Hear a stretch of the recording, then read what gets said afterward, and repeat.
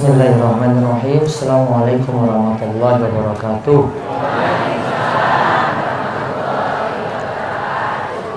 Alhamdulillahirabbil alamin. Hamdan katsiran thayyiban mubarakan fi kama yuhibbu rabbuna wa yarda. Wa asyhadu an la ilaha illallah wahdahu la syarikalah wa asyhadu anna Muhammadan abduhu wa rasuluh. Allahumma salli ala nabiyyina Muhammad wa ala alihi wa man tabi'ahum bi ihsan ila yaumiddin.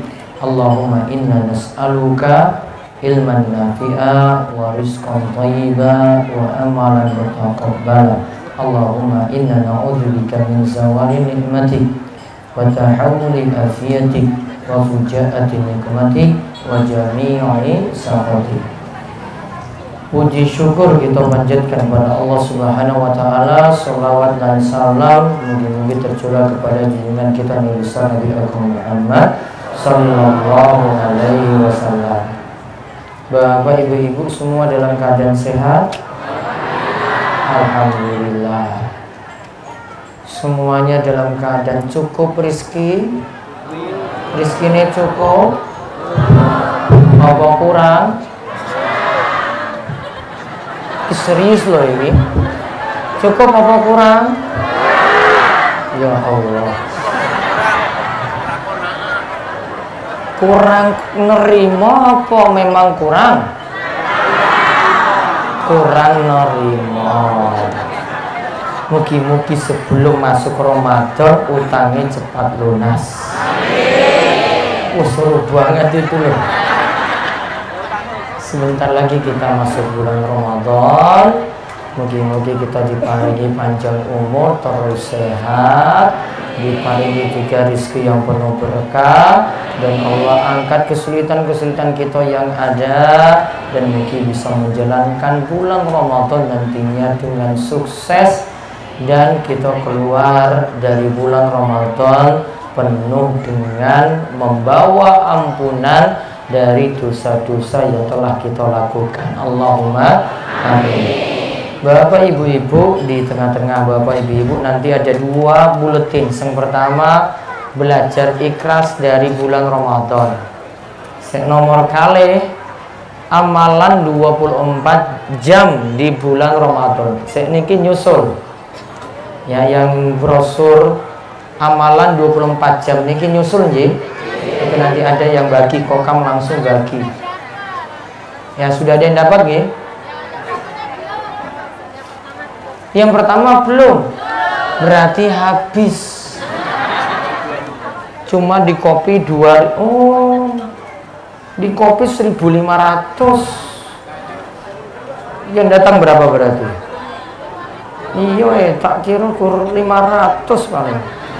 Nah, tak kopi 1.500 berarti yang datang lebih dari 1.500. Mohon maaf. Namun yang amalan ini nanti jadi rujukan panjenengan ketika di bulan Ramadan. Ada yang wajib, ada yang sunnah. Mulai dari bangun tidur sampai tidur lagi ada di brosur kecil ini. Gini nyusul mau nggih.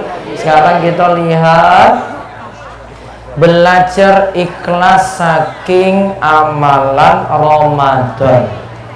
Belajar ikhlas dari amalan Ramadan. Monggo Pak Subuh baca. Man shoma Ramadhana imanan wa ihtisaban ghufira lahu ma taqaddama min dhanbi. Barang siapa berpuasa Ramadan atas dasar iman dan mengharap pahala dari Allah, maka dosanya yang telah lalu akan diampuni. Hadis riwayat Bukhari nomor 38, Muslim nomor 760 dari Abu Hurairah radhiyallahu anhu. Terus dalam amalan salat malam, dalam amalan salat malam atau salat tarawih disebutkan, man qama ramadhana imanan wa ihtisaban ghufira lahu ma taqaddama min dhanbi. Barang siapa melakukan qiyam Ramadan karena iman dan mencapai pahala, maka dosa-dosanya yang telah lalu akan diampuni. Hadis riwayat Bukhari nomor 37, Muslim nomor 759 dari Abu Hurairah radhiyallahu anhu. Yang dimaksud qiyam Ramadan adalah salat tarawih sebagaimana yang dikatakan oleh Imam Nawawi dalam Syarh Sahih Muslim 6 dan 6. Juga ketika seorang menghidupkan Lailatul Qadar dengan salat malam disebutkan man qama Lailatul Qadri imanan wa ihtisaban ghufirallahu ma taqaddama min dhanbi. Barang siapa melakukan salat pada malam Lailatul Qadar karena iman dan mengharap pahala dari Allah, maka dosa-dosanya yang telah lalu akan diampuni. Hadis riwayat Bukhari nomor 1901 dari Abu Hurairah radhiyallahu anhu. Yang dimaksud ihtisaban. Yang dimaksud ihtisaban dalam hadis di atas berarti beramal karena mengharap pahala dari Allah. Itulah yang dimaksud ikhlas. Yang diharap bukanlah pujian manusia. Yang diharap bukanlah semata-mata harapan dunia. Baik, sekarang kita pelajari tentang ikhlas. Ikhlas itu artinya cari ridhane Allah Subhanahu wa ta'ala. Kita ketika beramal bukan cari dunia, bukan semata-mata ingin dapat pujian, namun yang kita harap adalah ridhane Allah Subhanahu wa ta'ala. Coba lihat, disebutkan sini 3 amalan, Ji. Lihat 3 amalan. Puasa Ramadan, terus sholat tarawih, terus menghidupkan Lailatul Qadar. Ulang 3 amalan. Yang pertama puasa Ramadan, nomor kali sholat tarawih, nomor 3 menghidupkan Lailatul Qadar.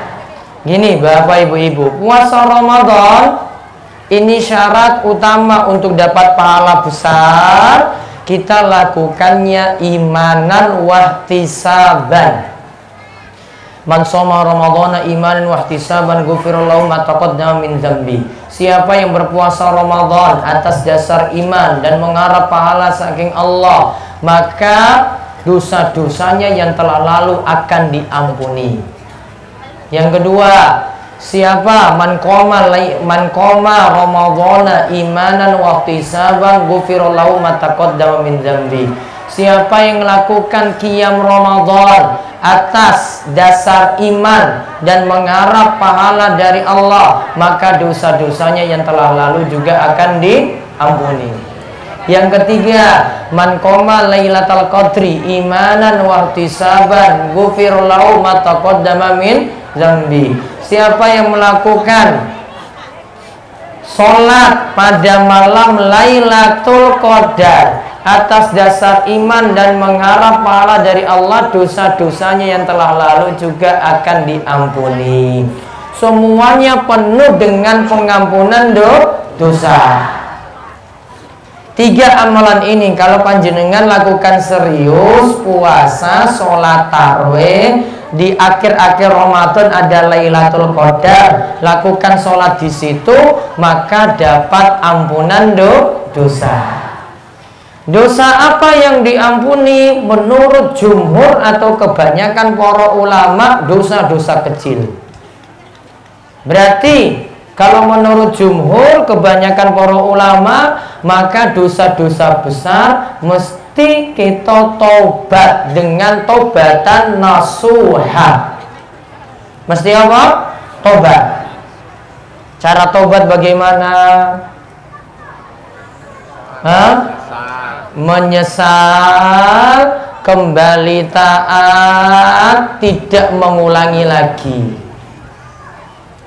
Tadi kalau sebutkan dosa besar, apa contoh dosa besar? Selingkuh dosa besar apa dosa kecil? Kalau seneng gimana?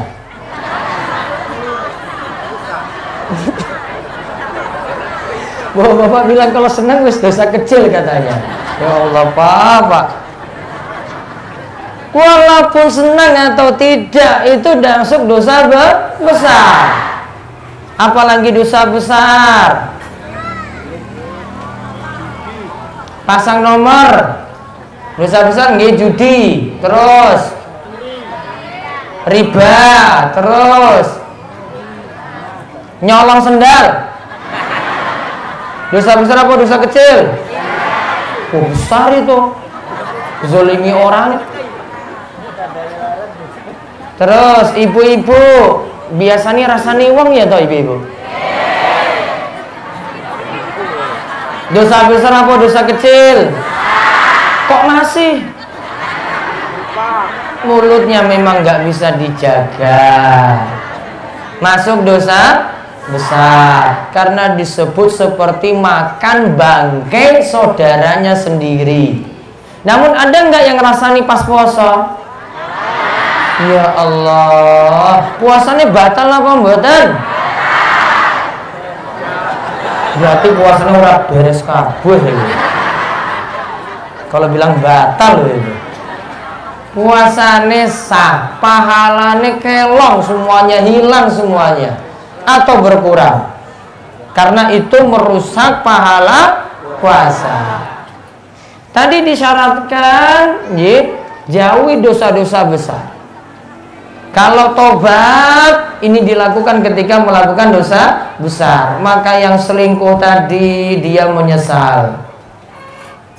Terus kembali taat, berarti tinggalkan perselingkuhan. Kalau wis seneng gimana? Apa lanjut? Lanjut, Pak? Enggak. Stop, berhenti.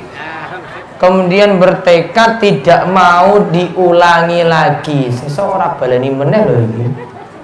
Kalau diulang lagi berarti tobatnya tanda tanya. Apalagi contoh dosa besar. Tidak menutup aurat. Paham aurat? Berarti ibu-ibu disuruh pakai apa nutup aurat itu? Cuma jilbab saja. Apa kur nganggo jilbab? Enak banget tuh nganggo jilbab. Ini nggak usah ditutup yang bawah, nggak usah ditutup. Apa orang yang tok gamis? Tadi dapat apa tadi? Gamis toh? Apa tadi? Kurang nerima berarti.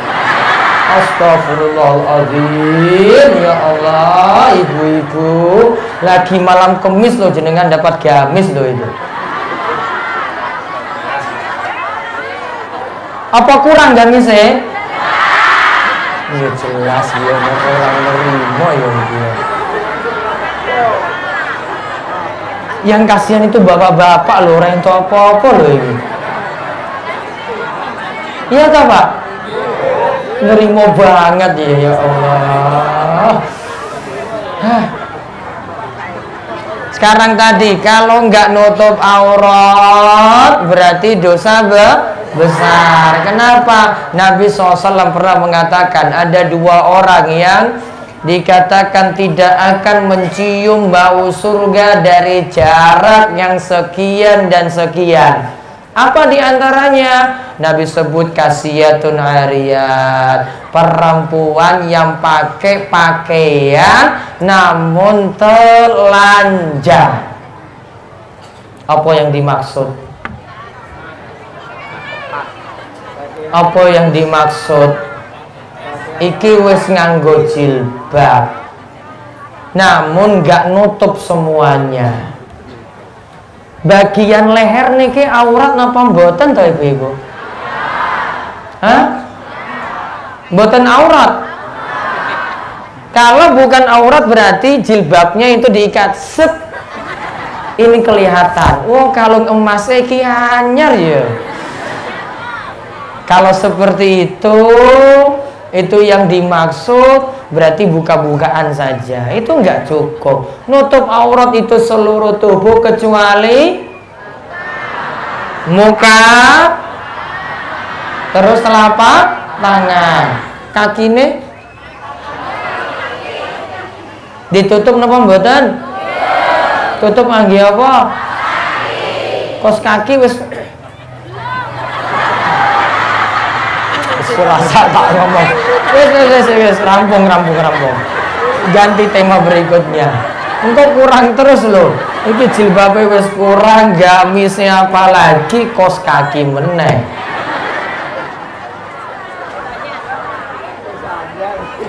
Angel banget tuh ibu-ibu ya. Sesuk aku ngurus bawa bapak wae. Sesuk bawa bapak. Besok ibu-ibu nggak usah datang aja nggak apa-apa. Bawa bapak wae. Ora gaya ora ana ibu-ibu. Balik puasa tadi. Ingat, puasa itu ada pembatal, ada perusak berarti. Tadi kalau disebutkan dosa-dosa, kalau orang maksiat di bulan Ramadan, maka pahala puasanya berkurang. Namun yang wajib dilakukan tadi pembatal. Namun perusak itu benar-benar kita hindari. Berarti tadi ada perusak, ada pembatal puasa. Pembatal puasa apa saja? 1, makan. 2, minum. 3, hubungan intim di siang hari bulan Ramadan. Mencium istri di bulan Ramadan boleh nggak pas puasa?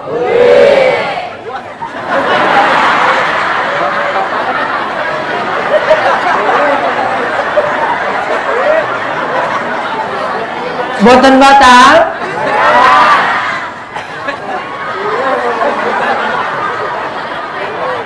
Bagaimana kalau keluar mani saat cium istri? Nah, itu berarti. Sekarang jenengan cium istri bapak, emangnya bisa tahan maninya yang nggak keluar? Sopo sing jamin coba? Ada yang berani jamin? Berarti baiknya dihindari. Apalagi jadi pengantin. Itu ada pengantin baru sini. Sepuh kabeh ya, orang masih enom ya. Kalau orang itu bercumbu di siang hari bulan Ramadan keluar mani, sepakat ulama batal.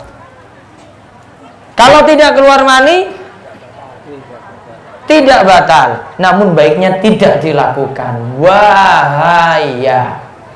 Paham ini Bapak? Oleh karena itu nggak boleh coba-coba. Paham nggih Bapak nggih? Ya. Kalau coba-coba sampai nanti hubungan intim, hukumannya kafaratul uzma, disuruh bayar kafarah.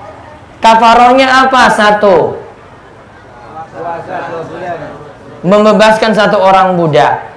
Kalau tidak mampu, puasa 2 bulan berturut-turut. Kalau tidak mampu, memberi makan kepada 60 orang miskin. Kafarohnya uzma, kafarohnya kafaroh yang besar, disuruh bayar tebusan yang besar. Maka mungkin-mungkin kita dapat jalankan puasa dengan sempurna dan dengan ikhlas, cari ridhani Allah Subhanahu wa ta'ala. Nah sekarang kita belajar untuk ikhlas dari puasa Ramadan. Coba lihat pertama Pak Subo, baca. Asyirkul khawiyyu. Nah itu dulu pertama, saking kata pertama itu. Pertama, belajar tidak mengharap pujian manusia. Dari Abu Sa'id Al-Khudri radhiyallahu anhu, ia berkata, Rasulullah sallallahu alaihi wasallam pernah keluar menemui kami dan kami sedang mengingatkan akan bahaya Al-Masih Ad-Dajjal. Lantas beliau bersabda, maukah kukabarkan pada kalian apa yang lebih samar bagi kalian menurutku dibanding dari fitnah Al-Masih dan Ad-Dajjal?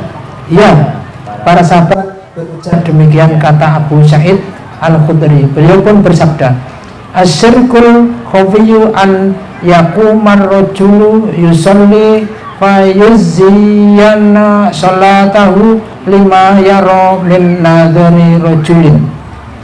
Syirik khafi, syirik yang samar di mana seseorang sholat lalu ia perbagus sholatnya agar dilihat orang lain. Baik, kita belajar kalau ikhlas itu enggak harap pujian orang. Jenengan sholat atau sedekah cuma harap ridhani Allah Subhanahu wa taala saja. Kalau masih mandang pujian orang baru mau sholat atau ketika itu baru mau sedekah, berarti tidak ikhlas.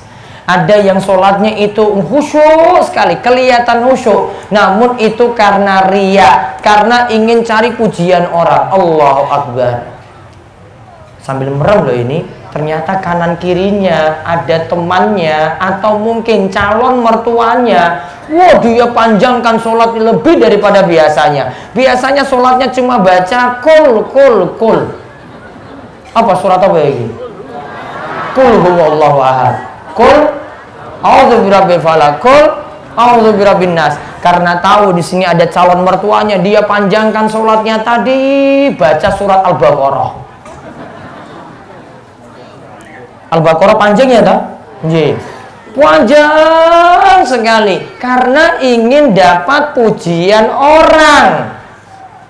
Dia perbagus sholatnya tersebut. Ini yang tadi Nabi SAW sebut syirik khafi, syirik kecil. Namun itu lebih bahaya daripada dajjal. Dajjal, ngertos dajjal? Dajjal itu akan muncul di akhir zaman loh. Nanti akan menjelang kiamat, Dajjal itu turun. Hidup di dunia cuma 40 hari. 40 hari saja.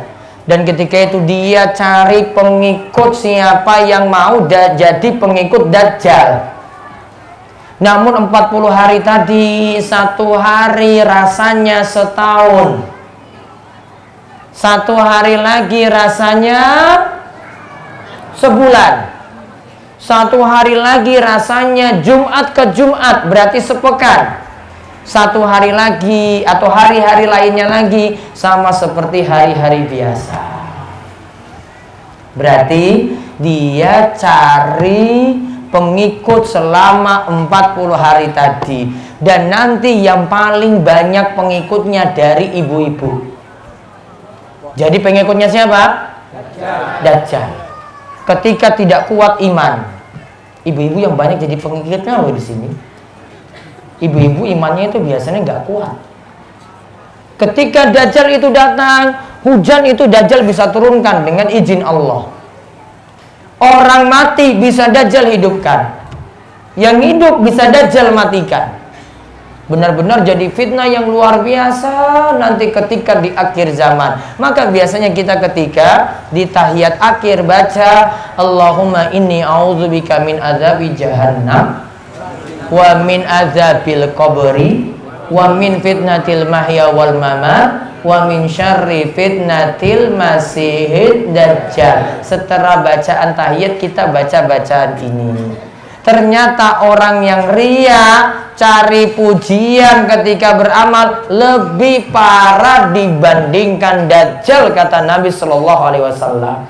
Maka setiap beramal jangan cari pujian manusia. Sodakoh ya sudah, sembunyikan sodakoh tadi. Jaga itu ikhlas karena Allah. Kalau cari juga dari sodako tadi balasannya ingin cari pujian manusia, ini juga jadi masalah. Pokoknya kita berharap ridhani Allah Subhanahu wa ta'ala. Lalu baca lagi, berbuat riya. Berbuat riya, pamer amalan benar-benar tidak akan dipedulikan oleh Allah Ta'ala. Dalam hadis disebutkan. Artinya langsung Allah tabaraka. Artinya Allah tabaraka wa ta'ala ana aghnas suraka'i an-syirki min amila amalan asyraka fihi ma'i ghairi taraktuhu wa syirkahu. Allah tabaraka wa ta'ala berfirman, aku sama sekali tidak butuh pada sekutu dalam perbuatan syirik. Barang siapa yang menyekutukanku dengan selainku, maka aku akan meninggalkannya. Artinya tidak menerima amalannya dan perbuatan syiriknya. Hadis riwayat Muslim nomor 2985. Nah, lihat, syirik juga diingatkan di sini. Allah tidak peduli pada perbuatan syirik. Syirik itu adalah menyekutukan Allah. Allah diduakan. Allah diduakan dalam ibadah. Bentuknya kadang dengan tawakal kepada selain Allah. Tawakal itu berarti kita pasrahkan urusan kita kepada selain Allah. Siapa saja yang bertawakal kepada selain Allah berarti berkurang juga tawakalnya kepada Allah, maka berarti dia terjatuh dalam perbuatan apa? Syirik. Contoh, kalau ada ini kalau sarankan kalau ada yang masih meyakini tulisan-tulisan Arab yang ora jelas, itu biasanya disebut dengan raja. Ngertos nama mboten iki? Raja. Biasanya ini tulisan Arab ini digantungkan di rumah, di kamarnya untuk perlindungan atau biar rizkinya lancar. Maka hati-hati. Seperti ini jatuh dalam perbuatan apa? Syirik. Itu masuk jimat-jimat yang Nabi peringatkan. Nabi SAW pernah mengatakan bahwasanya jimat atau tamaim watiwalatu syirkun. Tamimah watiwalatu syirkun. Tamimah yaitu jimat-jimat dan juga pelet-pelet ini termasuk dalam kesyirikan. Karena tidak boleh kita bergantung kepada selain Allah, bergantungnya kepada Allah Subhanahu wa taala saja. Biasanya juga ini kalau sikap sebagian orang ketika lihat anake apa putune nangis, terus biasanya digantungkan sesuatu di lehernya, digantungkan sesuatu. Apa yang digantungkan? Apa Pak? Itu fungsinya sebagai apa Bu? Biar anaknya apa putune enggak nangis. Baiknya tidak pakai lagi seperti itu. Masuk tamimah, masuk jimat-jimat. Karena orang nanti bergantung pada benda, bukan bergantung kepada Allah Subhanahu wa taala. Masuk jatuh dalam syirik. Nah, sekarang baca nomor 2. Berusaha menyembunyikan amalan syirik. Dari Sa'id bin Abi Waqqas.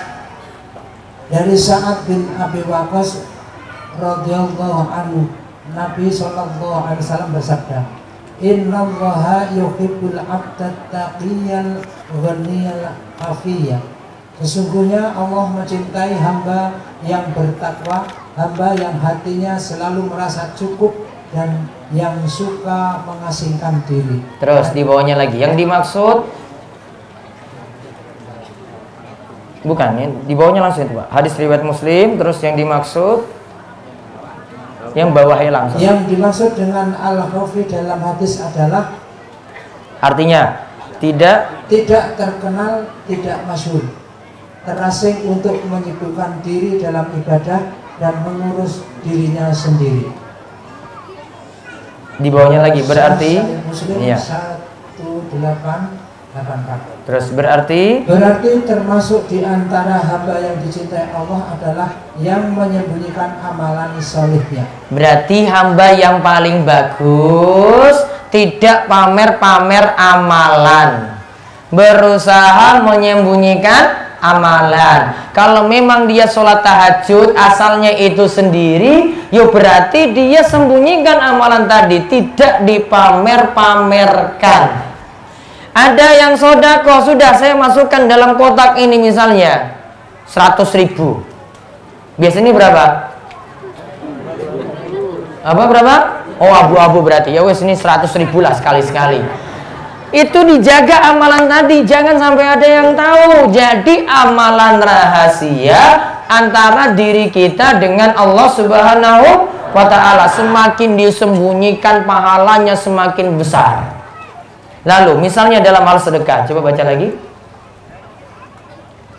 Misalnya dalam hal sedekah diperintahkan untuk menyembunyikan sebagaimana dalam ayat. Langsung artinya, jika kamu menampakkan sedekahmu, maka itu adalah baik sekali. Dan jika kamu menyembunyikannya dan kamu berikan kepada orang fakir, maka menyembunyikan itu lebih baik bagimu. Dan Allah akan menghabiskan dari kamu sebagian kesalahan-kesalahanmu. Dan Allah mengetahui apa yang kamu kerjakan. Quran Surat Al-Baqarah ayat 271. Juga Nabi SAW mengatakan mengenai 7 orang yang akan mendapatkan naungan Allah pada hari kiamat. Langsung artinya ada orang yang bersedekah sembunyi-sembunyi, di mana tangan kirinya tidak mengetahui apa yang disedekahkan oleh tangan kanannya. Tangan kirinya tidak mengetahui kalau tangan kanannya itu sedekah. Maka dia ketika keluarkan sedekah, tangan yang paling dekat saja tidak tahu artinya. Dia jaga amalannya itu diam-diam, sembunyi-sembunyi, karena ingin ikhlas karena Allah Subhanahu wa ta'ala. Terus yang terakhir, ketiga, beramal bukan untuk orientasi dunia. Misalnya ada yang bersedekah cuma ingin dapat balasan di dunia, tidak ingin balasan akhirat sama sekali.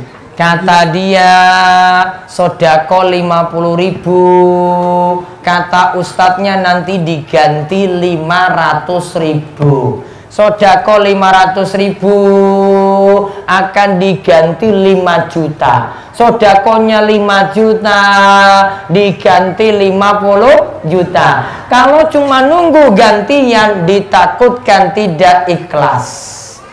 Akhirnya ketika tidak dapat ganti, protes. Aku wis infak 500.000, kok nggak dapat ganti 5 juta? Berarti nggak ikhlas. Ikhlas itu sudah sodako, sudah dilupakan saja. Tadi sudah masukkan uang dalam kotak infak, dia tidak pikirkan lagi, dia tinggalkan itu, pokoknya harap saja Allah Subhanahu wa ta'ala yang beri. Coba lihat lagi di bawahnya Pak Subo. Begitu pula orang yang beramal hanya mengharap dunia semata, ia benar-benar merugi.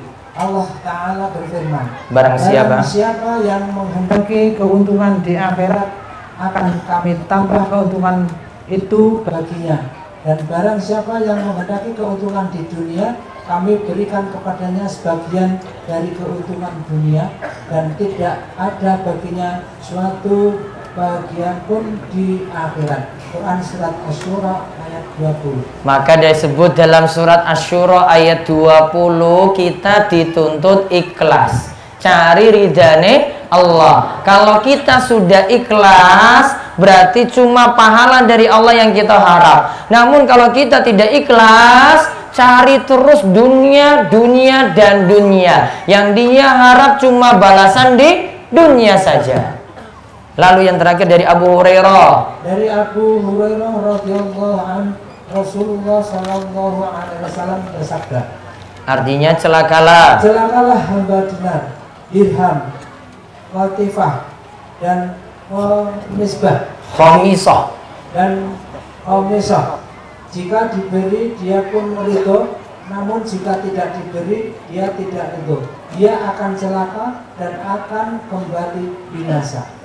Qatifah dan khomisah adalah sejenis pakaian. Qatifah dan khomisah adalah sejenis pakaian yang mewah. Nah, terus kenapa dinamakan hamba? Kenapa dinamakan hamba dinar, dirham, dan pakaian yang mewah? Karena mereka yang disebut dalam hadis tersebut beramal untuk menggapai harta tadi, bukan untuk mengharap wajah Allah. Demikianlah sehingga mereka disebut hamba dinar, dirham, dan seterusnya. Adapun orang yang beramal karena ingin mengharap wajah Allah semata, mereka itulah yang disebut hamba Allah sejati. Maka amalan apapun, termasuk kalau kita ngaji, jangan harap-harap sesuatu. Paham ini? Paham? Ibu-ibu paham? Berarti kalau nggak dapat apa-apa, yo tetap ngaji. Paham niki mboten niki? Ora tak singgung wis. Ya, mau dapat gamis apa ora ya wis ngaji. Mau dapat jilbab atau tidak ya tetap ngaji.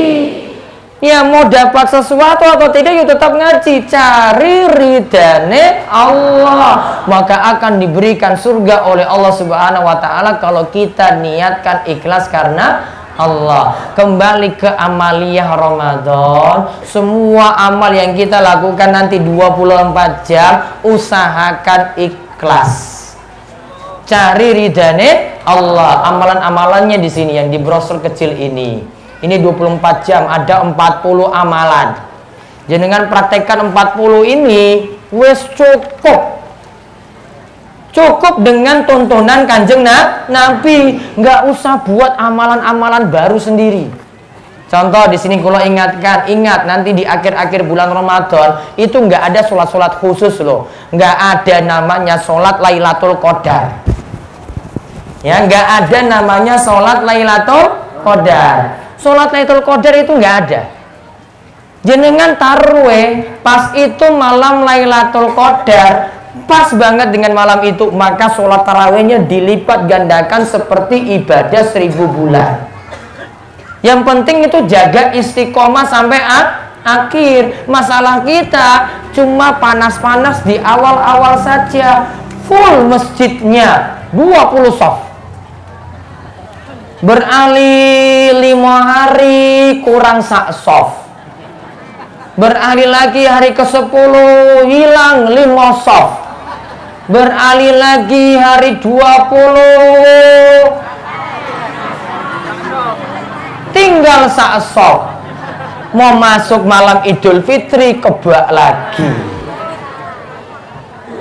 Jaga istiqomah. Kalau istiqomahnya dijaga sampai akhir, itu pasti dapat Lailatul Qadar. Cuma sholat tarawih 11 rakaat, panjenengan sudah dapat keutamaan malam Lailatul Qadar.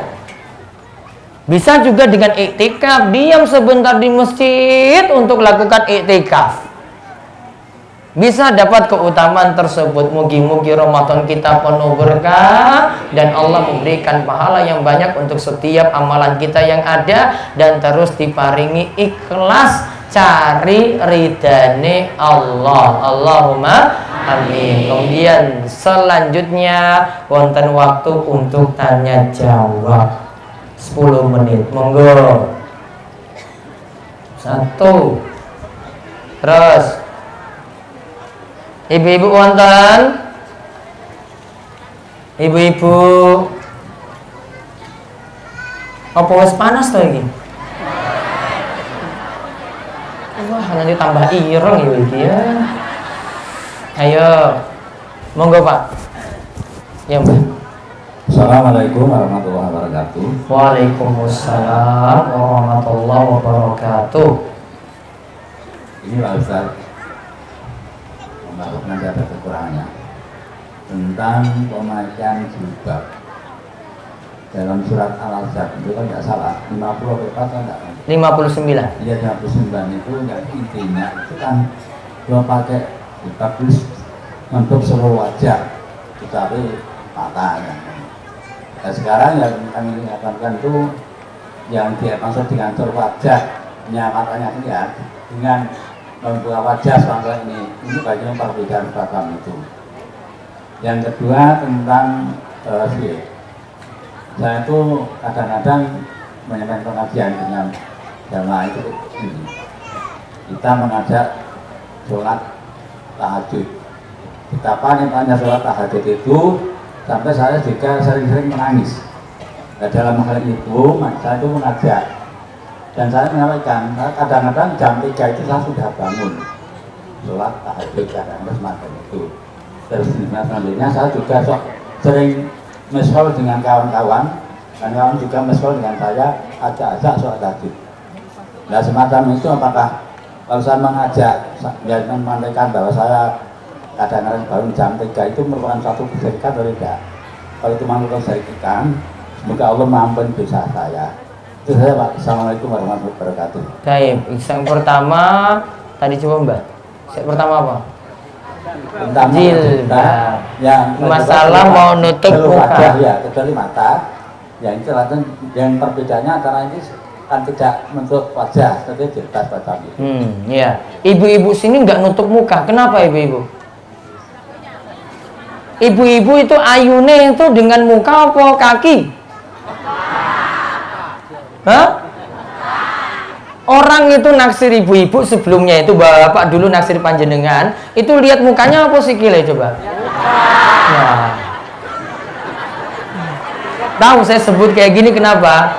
Itu menunjukkan pendapat sebagian ulama disuruh tutup muka karena muka lebih mengundang godaan. Betul apa betul? Bapak jelalatannya itu lihat muka apa lihat kaki? Nah, ya toh itu. Maka sebagian ulama seperti mazhab Hambali beralasan seperti itu. Namun itu perbedaan tafsir. Saking surat Al-Ahzab tadi ayat 59, ya ayyuhan nabiyyu qul li azwajika wa banatika wa nisa'il mu'minin yudnina 'alaihinna min jalabibihin. Wahai para nabi, wahai nabi, katakanlah kepada azwajika, istrimu, kemudian anak-anak perempuanmu, putri-putrimu, kemudian kepada wanita-wanita yang beriman, supaya mereka menutup wajahnya, supaya mereka menurunkan jilbab, supaya mereka menurunkan jilbab, menutupi dadanya. Namun ayat ini dilengkapi lagi dengan ayat-ayat yang lainnya dan kali hadis. Kesimpulannya kalau kita bahas jilbab itu berarti bahas pakaian. Makanya tadi saya singgung, apa cukup pakai jilbab? Nggak bisa. Kalau cukup pakai jilbab, maaf ibu-ibu, jenengan cukup nutup kepala saja, bajunya you can see, terus roknya itu cuma sampai nutup lutut, cukup. Terus kaos kakinya pakai stocking sampai nutup lutut.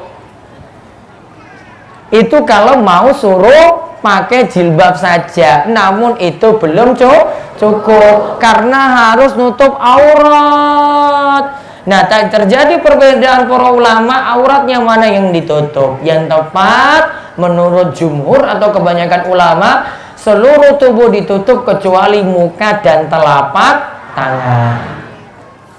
Terus nomor kali sholat tahajud. Gimana kalau membangunkan tahajud, membangunkan sholat? Boleh asalkan jaga amalannya tetap ikhlas. Masalahnya ada yang membangunkan yang lain namun dia tidak ikhlas di sini, ingin pamer amalannya. Kalau kita jaga keikhlasan, cari ridhani Allah sekaligus ngajak orang, boleh. Paham ini? Jadi kalau kita itu tetap jaga keikhlasan, tetap itu boleh untuk ngajak orang, untuk memotivasi orang, boleh. Ada lagi yang lain? Cinten malih, ayo ibu-ibu. Mana?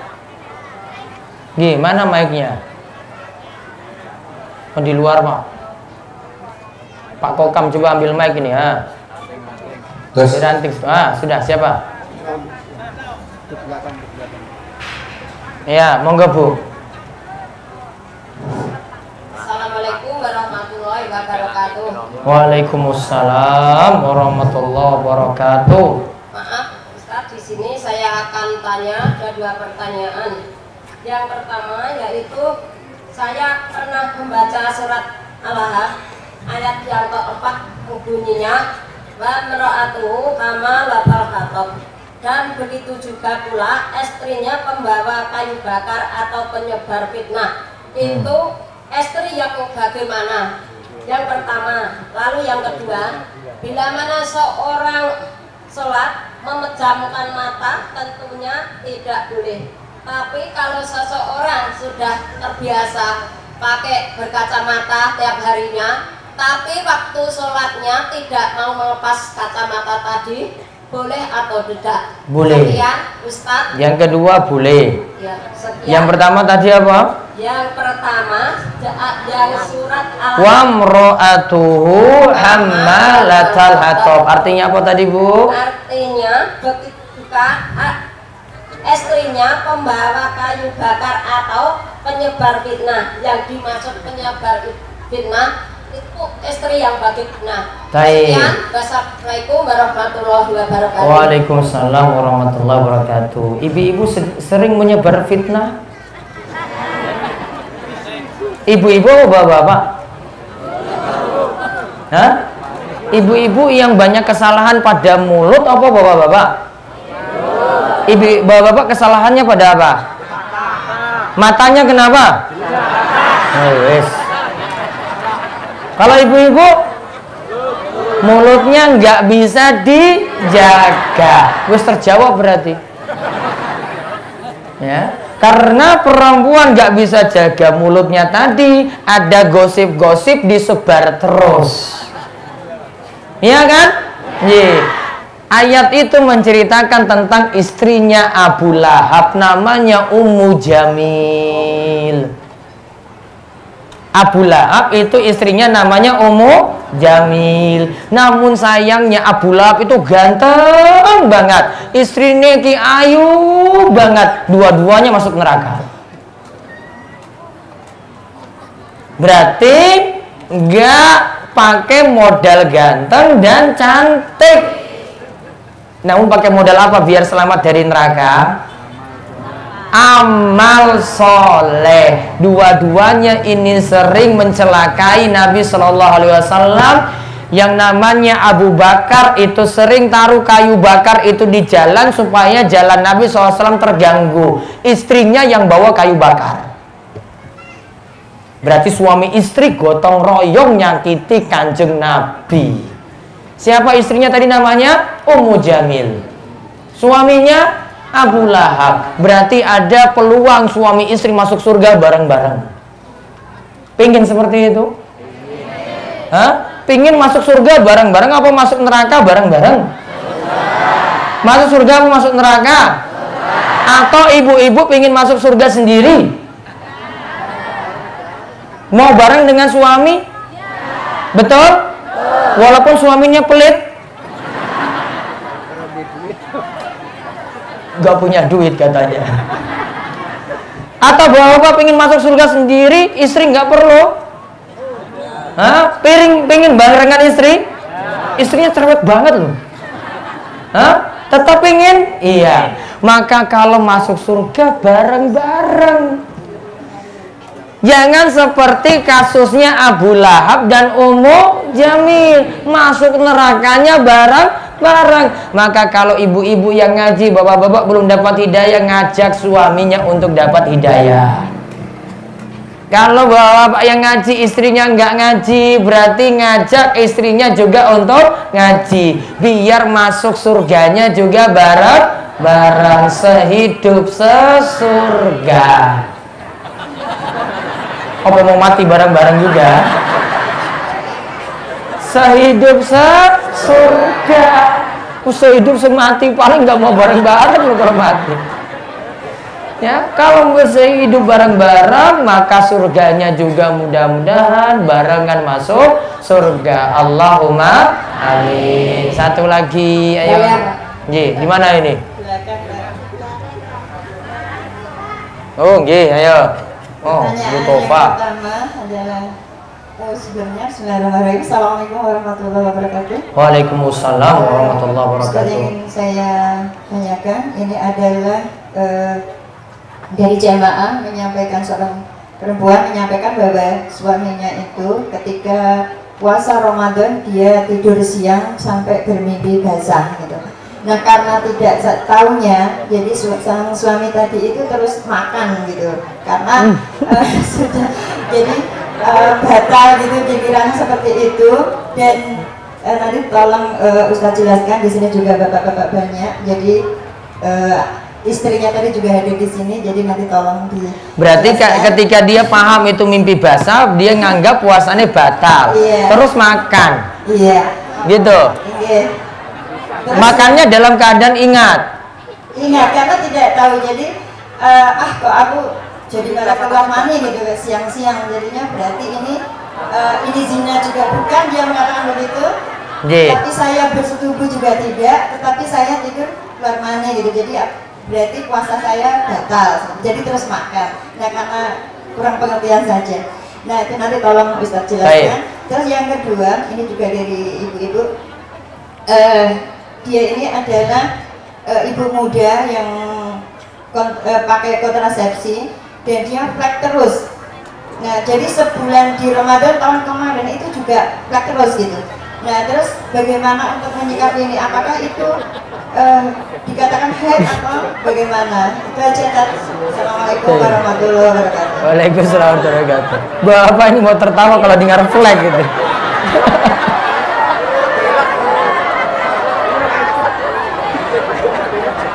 Baik, sekarang pertama, mimpi basah niku puasane batal apa mboten? Kalau bapak-bapak mimpi basah, emangnya ngatur mimpi basahnya? Ada yang merencanakan mimpi basah? Enggak, itu di luar kesadaran. Itu di luar kesadaran. Namun saya masih tanda tanya, kalau kenapa kok siang hari bisa mimpi basah? Itu kenapanya saya masih tanda tanya. Karena ini masalahnya puasa loh ini, ya. Namun taruhlah itu sudah terjadi, nggih. Maka kalau mimpi basah, puasane tidak batal, berarti boleh lanjut. Namun masalahnya sudah terlanjur makan, ya sudah, berarti disaur tadi puasanya.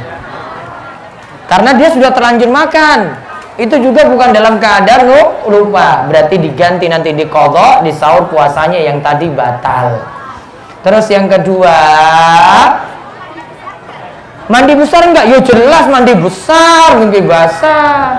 Jadi mimpi basah tetap mandi besar, terus lanjut puasa. Baru tadi setelah mandi besar menjalankan sholat. Paham Bapak? Sama seperti kalau Bapak malamnya hubungan intim sampai subuh belum juga mandi, tetap boleh puasa. Yang jelas ketika subuh langsung mandi, tinggal lanjut puasanya. Terus yang kedua tadi apa? Flek tadi ya. Bukan pilek ya. Sampai saya tertawa sampai saat ini kalau dengar flek terus itu ya. Saya pulang bawa cerita itu lagi, kok bisa itu, saya pikir kayak itu. Sebelumnya ketika soal itu dibaca, saya nggak ada pikiran tuh. Namun aneh, kok pakai kontrasepsi, kok pilek itu gimana?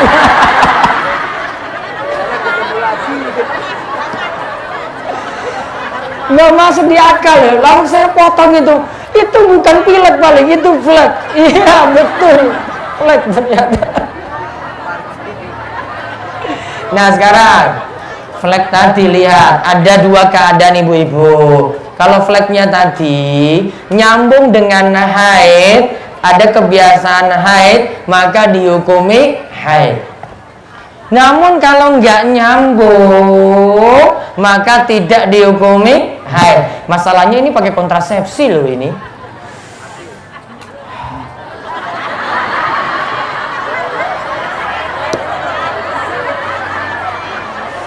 Kalau saya tetap menganggapnya haid, namun berapa lama tadi? Kok suwe banget ya ini?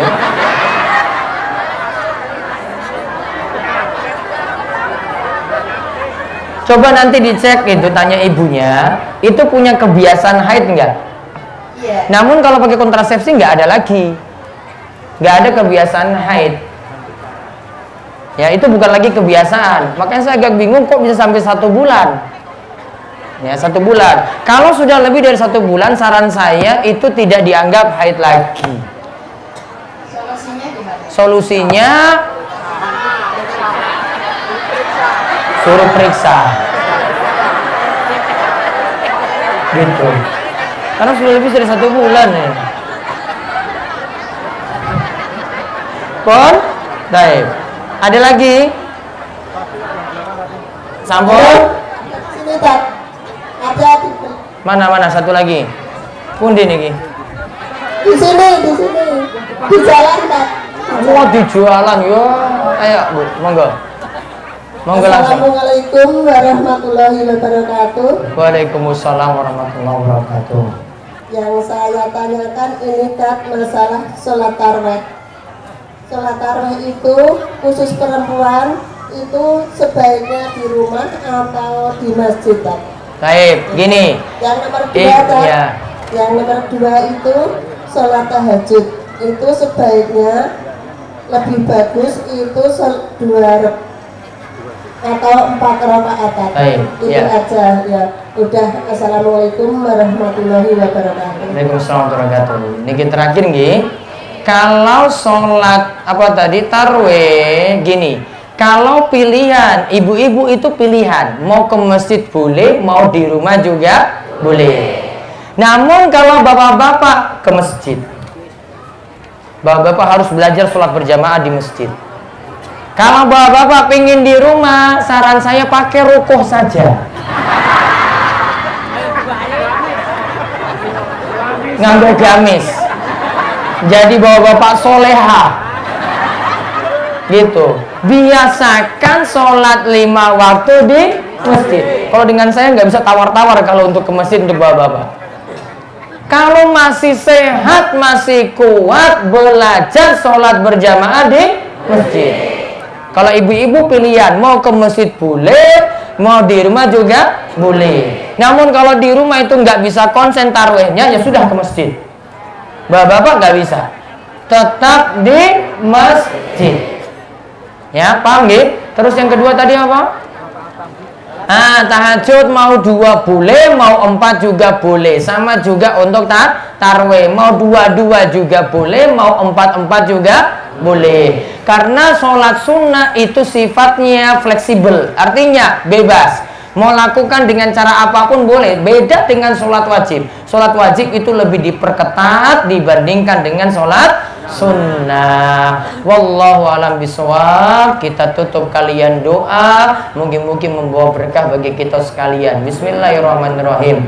Alhamdulillahirabbil alamin. Wassalatu wassalamu ala asyrafil anbiya wal mursalin nabiyina Muhammad wa ala alihi washabihi ajmain. Allahumma inna nas'aluka ilman nafi'a wa rizqan thayyiba wa amalan mutaqabbala. Allahumma inna na'udzubika min zawali ni'matik wa tahawuli afiyatik wa fujaati nikmatik wa jami'i sakhatik. Ya Allah ya Rabb kami, ampunilah segala dosa-dosa kami, ampunilah segala dosa kedua orang tua kami, ampunilah segala dosa orang yang telah meninggal dunia yang mendahului kami. Ya Allah, berikanlah kami petunjuk untuk terus bisa menjaga sholat, untuk bisa kuat menjalani ibadah Ramadan, terus diberikan sehat, rizki penuh berkah, kekuatan dan juga kesehatan, dan juga beri kesehatan di masa tua kami. Ya Allah ya Rabb kami, berilah kami kesuksesan di bulan Ramadan, berikanlah kami ampunan yang banyak, ampunan yang tak terhingga untuk setiap dosa-dosa kami yang kami lakukan. Ya Allah ya Rabb kami, angkatlah kesulitan-kesulitan kami, kesulitan utang, kesulitan dalam penyakit berat, dan juga kesulitan kami di waktu-waktu tua kami. Rabbana hablana min azwajina wa zuriyatina qurrata a'yun waj'alna lil muttaqina imama. Ya Allah, berikanlah kepada kami anak-anak yang soleha, anak-anak yang soleh-solehah yang jadi penyejuk mata bagi kami. Ya Allah, turunkanlah kami hujan yang penuh berkah, hujan yang membawa berkah bagi hasil pertanian kami, hujan yang membawa berkah bagi kehidupan kami, dan angkatlah kami dari kesulitan kekeringan yang nantinya menyusahkan kami. Rabbana atina fid dunya hasanah wa fil akhirati hasanah wa qina adzabannar. Wa sallallahu ala nabiyyina Muhammad wa ala alihi washabihi ajmain walhamdulillahi rabbil alamin. Demikian yang kami sampaikan dan kami tutup. Kita tutup dengan doa kafaratul majelis. Subhanakallahumma bihamdika asyhadu an la ilaha illa anta astaghfiruka wa atubu ilaik. Assalamualaikum warahmatullahi wabarakatuh.